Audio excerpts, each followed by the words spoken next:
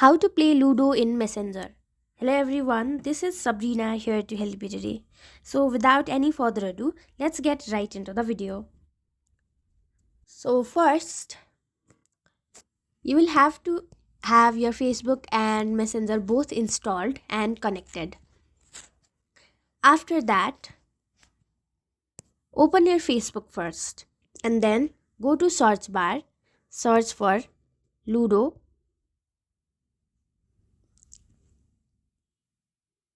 and then in this game section simply tap on play in any of the Ludo games you want. Wait for it to load, select play on Facebook.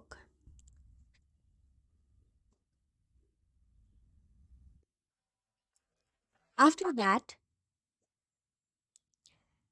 tap on friends, select the mode,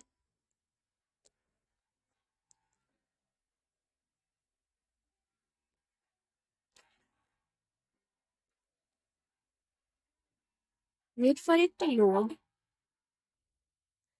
and now you will be able to send game request to your friends, and if they accept you will be able to play Ludo with them.